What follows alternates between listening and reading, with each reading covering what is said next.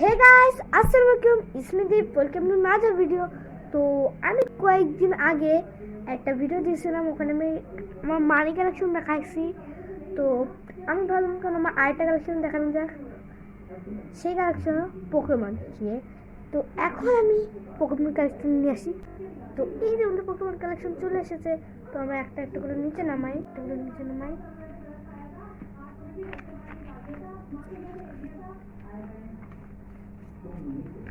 তো এখানে আমার কয়েকটা আছে।